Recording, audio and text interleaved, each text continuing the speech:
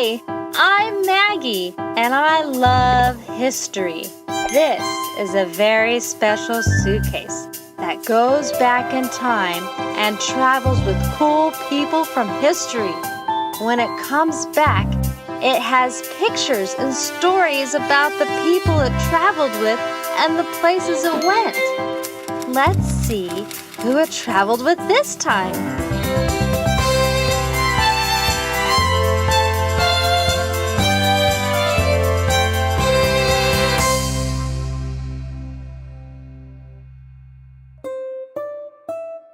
This is Marie Curie. Marie was born in Warsaw, Poland on November 7, 1867. Her dad was a physics professor and her mom was a principal for a school. Marie grew up with education being very important. She was also very smart. She graduated at 16 from school, receiving a gold medal for being the best in her class. Unfortunately, girls were not allowed to go to university in Warsaw at the time. Both Marie and her older sister Bronia were determined to go to college, and they made a deal with each other. Marie would work as a governess, which is like a babysitter that teaches school, and use her money to help Bronia go to Paris and attend the Sorbonne to become a doctor. When Bronia became a doctor, she would pay for Marie to go to the Sorbonne too and study science. And that's exactly what happened. At age 24, Marie started her studies in physical science, one of only 2 girls in the program. Even though the people of Paris made fun of women who went to university, Marie was determined to succeed, and succeed she did, graduating top of her class 1893.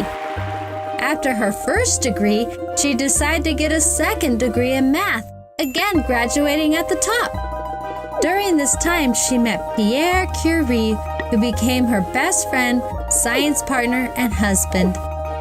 Marie wanted to get her doctorate in science. To get a doctorate, she had to make a new scientific discovery. She had learned that uranium emitted rays. Using Pierre's invention of an electrometer, she measured the rays. She was then curious if other elements emitted rays. She found they did. Then she decided to test ores, which is rock mixed with minerals. She tested one called pitchblende and discovered 2 new elements, polonium and radium.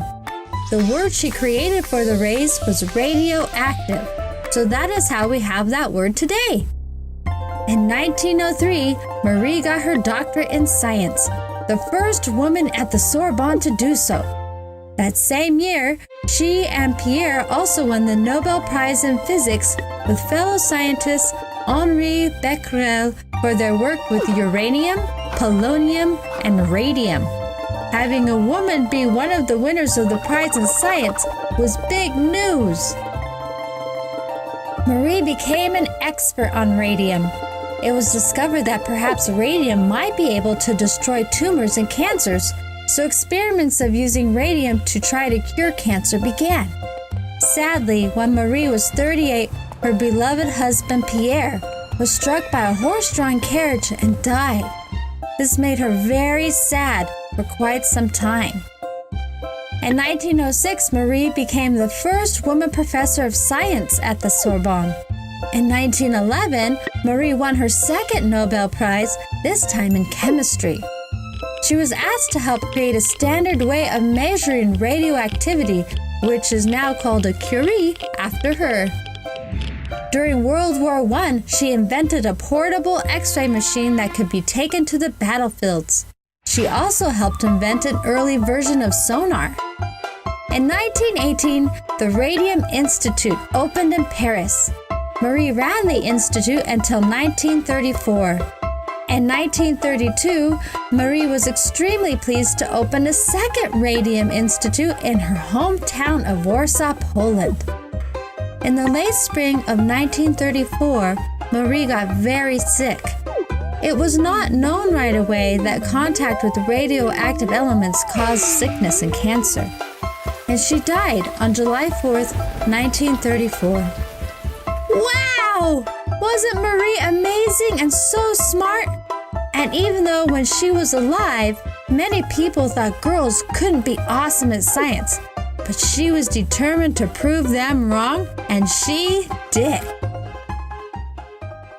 I wonder who we'll meet and where we'll go next time. Goodbye!